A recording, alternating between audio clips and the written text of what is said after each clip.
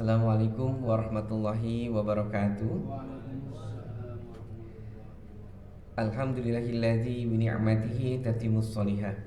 Asyhadu an la ilaha illallah wahdahu la syarikalah wa asyhadu anna Muhammadan abduhu wa rasuluhu alladzi la nabiyya ba'dah.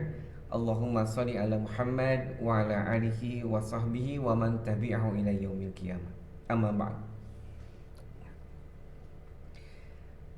Ya Allah, jadikanlah Bapak Ibu yang hadir di majelis sholat tarawih Masjid Nur Jamal ini hamba-hambamu yang taat. Semoga Bapak Ibu diberikan kesehatan dan keafiatan, diberikan keistiqomahan di dalam menjalankan setiap perintah Allah, disolehkan anak-anaknya, cucu-cucunya, dan dijadikan rumah tangga Bapak Ibu rumah tangga yang sakinah mawaddah warahmah, diberikan kesehatan dan keafiatan sehingga bisa melaksanakan ibadah di penghujung bulan Ramadan ini semaksimal mungkin melalui masjid yang kita cintai ini. Amin ya Allah ya Rabbal Alamin. Bapak Ibu jamaah salat tarawih yang dimuliakan Allah, manakala kita memperhatikan redaksi perintah saum menggunakan lafaz kutiba alaikum. Bapak Ibu, syariat dalam menetapkan kewajiban biasanya menggunakan kata kerja perintah atau dalam bahasa Arab fi'il amr, seperti kewajiban sholat, aqimus sholah, dirikanlah sholat, atau perintah zakat, wa atuz zakah, tunaikanlah zakat. Tapi khusus dalam perintah saum itu Allah menggunakan redaksi khobariyah, bentuk keterangan, kutiba alaikumus siyam kama kutiba alladzina min qablikum la'allakum tattaqun. Diwajibkan, asalnya dari kata bayak tubuh itu menulis. Kalau kutiba ditetapkan atas kalian saum. Bapak Ibu, manakala perintah menggunakan kata kutiba, maka perintah itu menunjukkan menurut kalangan para mufasir ada pekerjaan yang tidak mudah untuk dilakukan. Ada hal-hal yang lebih tinggi kesulitannya dibanding perintah-perintah yang lain. Kata kutiba dalam halnya perintah dimuat pula dalam Al-Quran kewajiban qisas. Ya ayyuhalladzina amanu kutiba alaikumul qisas. Wahai orang-orang yang beriman, diwajibkan kepada kalian untuk menetapkan qisas. Itu termuat dalam Quran surat Al-Baqarah ayat 187. Kemudian dalam perintah mengeluarkan wasiat atau hibah, lafaz yang digunakan pun juga sama kutiba. Kutiba alaikum idza hadara ahadakumul mautu in taraka khairan al-wasiyatu. Diwajibkan kepada kalian manakala kematian sudah di penghujung usia kalian, maka buatlah hibah atau wasiat. Bapak Ibu, bukan perkara yang mudah kita memberikan harta kepada orang lain di tengah kita berjuang untuk mendapatkannya. Begitu juga dalam perintah qisas, bukan perkara yang mudah. Tidak sedikit umat Islam sendiri yang menentang syariat qisas. Bahkan dalam Quran surat Al-Baqarah ayat 217 kalau nggak salah, perintah perang menggunakan kata kutiba.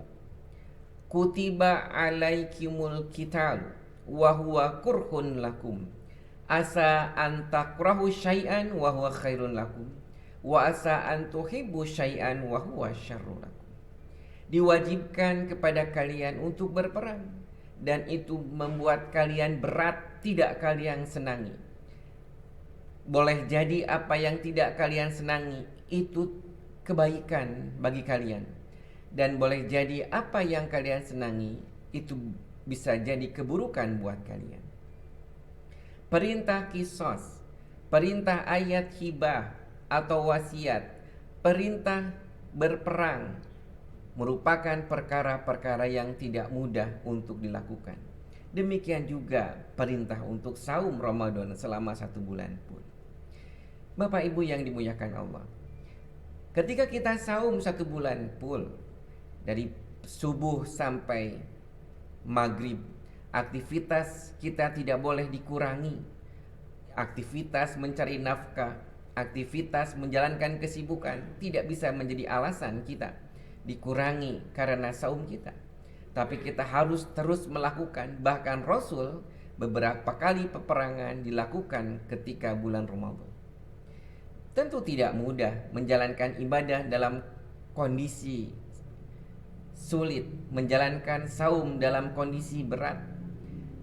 Oleh karena itu, maka wajar Allah menggunakan perintah dalam saum, redaksinya kutiba alaikum.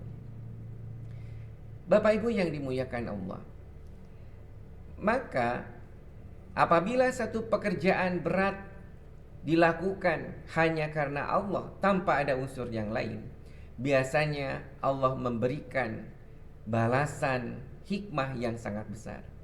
Di antaranya adalah Allah memberikan kesempatan seluas-luasnya bagi mereka yang berdoa untuk diijabah oleh Allah Subhanahu wa taala. Sehingga kenapa rangkaian ayat doa Allah selipkan dalam rangkaian perintah saum. Perintah saum dalam Al-Quran surat Al-Baqarah ayat 83. Redaksi yang pertama, ya ayyuhalladzina amanu kutiba alaikumusiyam. Kemudian ayat selanjutnya 184, ayyama ma'dudat, hari-hari tertentu.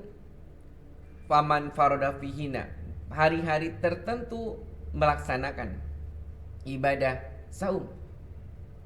Kemudian ayat selanjutnya dijelaskan syahrul Ramadan alladzi unzila fihil Qur'an, bahwa di bulan Ramadan itu diturunkan Al-Qur'an. Dan setelah itu ada ayat terkait dengan doa. Wa idza sa'alaka ibadi anni fa inni qaribun ujibu da'watad da'i idza da'an. Apabila hambaku bertanya kepadaku, sesungguhnya aku ini dekat, aku akan mengijabah setiap doa-doa hamba yang berdoa kepada.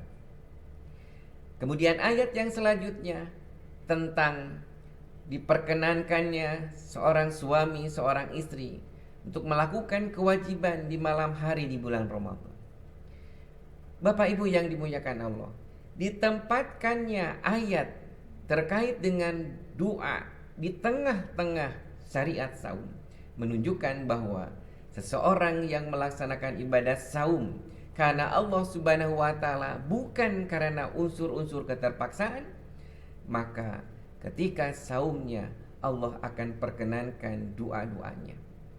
Maka wajar Rasulullah SAW pernah bersabda dalam hadis qudsi yang bersumber dari Allah Subhanahu wa taala, kullu amali ibni adam lahu illa saum wa innahu li wa anna azibihi. Sesungguhnya amal-amal semua anak Adam hakikatnya adalah buat mereka sendiri, kecuali saum. Saum itu adalah buatku dan aku sendiri yang akan memberikan ganjarannya. Dalam hadis yang lain Rasul menjelaskan, salah satu la yuraddu da'watu, ada 3 kelompok yang tidak akan tertolak doanya adalah apa? As-shaimu hatta yuftira, orang yang saum sampai dia berbuka. Bapak Ibu jamaah yang dimuliakan Allah, maka ketika kita saum, kemudian kita melaksanakan aktivitas sehari-hari, kita melaksanakan saum hanya karena Allah, bukan karena keterpaksaan atau karena hal-hal yang unsurnya keduniaan. Kemudian kita berdoa khusus, berdoa dengan spesifik tertentu, insya Allah doa-doa kita akan Allah ijabah sebagaimana yang kita harapkan. Terlebih lagi di malamnya kita sholat Qiyamul Ramadan, kemudian kita iktikaf untuk menghidupkan malam-malam 10 hari terakhir di bulan Ramadan, maka kemungkinan besar doa-doa kita diijabah. Maka ketika itu doakanlah istri kita, doakanlah suami kita, doakanlah anak-anak kita, doakanlah cucu kita, bahkan kedua orang tua kita. Doakanlah dengan menyebutkan namanya, dengan menyebutkan doa yang khusus buat mereka. Semoga oleh Allah Subhanahu wa taala doa-doa yang kita panjatkan diijabah, dan oleh Allah Subhanahu wa taala doa terbaik pun juga akan kembali kepada kita yang mendoakannya. Ikhwan fillah wa akhwat fillah, jamaah yang dimuliakan Allah, demikianlah menurut para mufassir diselipkannya ayat doa di tengah perintah saum berarti ada keistimewaan tersendiri ibadah saum. Mudah-mudahan Allah Subhanahu wa taala memberikan kepada kita keistiqomahan dan memberikan kepada kita kekuatan sehingga kita bisa menjalankan ibadah di bulan Ramadan ini semaksimal mungkin, dan Allah ijabah setiap untayan doa kita. Allah ampuni setiap kesalahan kita. Allah berkahi ibadah kita, keluarga kita, rezeki kita, dan Allah mudahkan setiap urusan kita. Astagfirullahalazim, astagfirullahalazim, astagfirullahalazim. Rabbana hab lana min azwajina wa dzurriyyatina qurrata a'yun waj'alna lil muttaqina imama. Rabbana la tuzigh qulubana ba'da idh hadaitana wa hab lana min ladunka rahmah innaka antal wahhab. Rabbana ighfir wa li walidayna warhamhuma kama rabbayana shighara. Rabbana atina fid dunya hasanah wa fil akhirati hasanah wa qina azabannar. Aqulu qawli hadza wa astaghfirullah li wa lakum walhamdulillahi rabbil alamin. Assalamualaikum warahmatullahi wabarakatuh.